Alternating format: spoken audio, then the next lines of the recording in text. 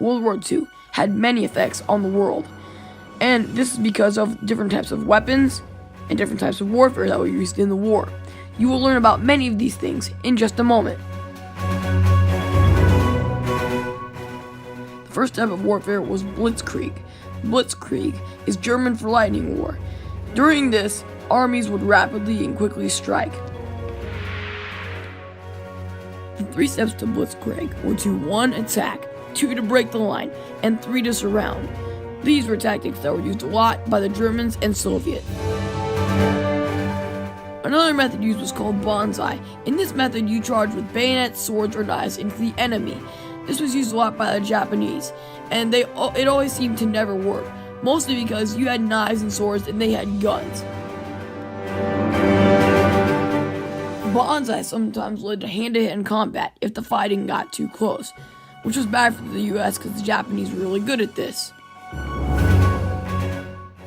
Kamikaze was another way that Japan fought. In this, kamikaze, or Japanese pilots, would purposely fly their planes into US naval ships just to sink them, and would take their own lives with the ship. Here you see a Japanese kamikaze getting ready to run his plane into a US naval ship. Pretty brave, huh? Many guns were used in World War II as well. Because of these certain types of guns, the war was changed, and not just a little bit, pretty drastically. One of the more dangerous guns was the MG42. At the time, it was the fastest shooting gun in the world, and it was owned by the Germans, which was bad for the United States. Artillery also played a big part in the war. Many men would be running around fields, so artillery shells would be shot into the middle of the men and explode, killing many people.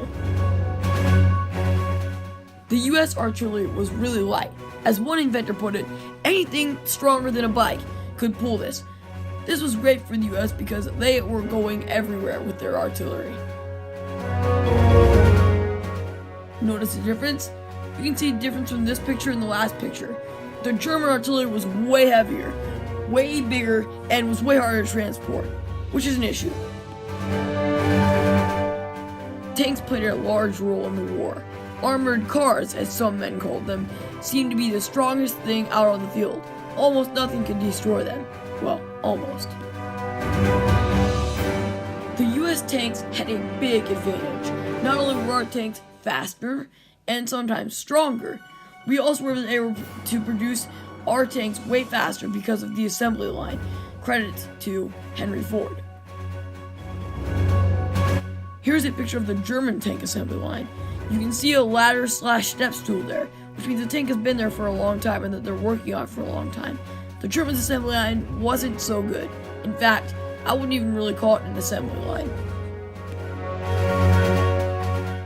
On to mines. Now, Hitler loved mines. In fact, they were his friends because they were the only thing that could destroy the US's tanks. Not only did they do that, but they could also destroy many men with one explosion. Here you see a sapper, or a combat engineer, laying down some mines at a British minefield. Like I said, these were Hitler's friends, and he loved putting them everywhere. Now we get to good old airplanes. Airplanes were good for everyone in World War II. For the US, they were able to take out Japan with atomic bombs dropped from planes. For the British, they were able to bomb Germany's capital city, Berlin, over and over again. This plane looks familiar, doesn't it? This is a B-29 bomber, the plane famous for dropping the atomic bomb. The first plane that dropped the atomic bomb was nicknamed Enola Gay, and that name went down in history. It was the name of the pilot's mother.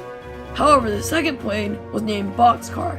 This name has been forgotten in history, as it is not as famous for dropping the second atomic bomb.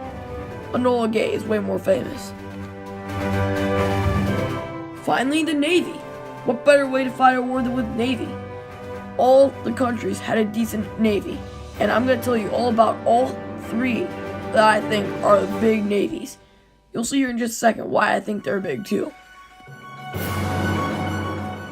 First, the US Navy. The main target of the Japanese during Pearl Harbor. Most people feel like they're threatened when seeing the pictures of the US Navy. That is, if you're not from the US.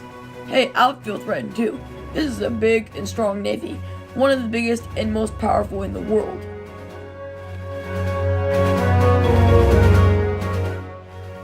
U-boats, or underwater boats, are just another name for submarines. Submarines were used by Germany and Japan during the war. Germany mostly used them to sink any off-looking ships in the Atlantic, which wasn't very much. However, Japan used them a lot in the Pacific. The most famous sinking was when the ship that was carrying the first atomic bomb was sunk by a Japanese submarine. Luckily, the bomb and the plane carrying the bomb were both off the ship by the time that it happened. The ship had turned around and was heading back for the US.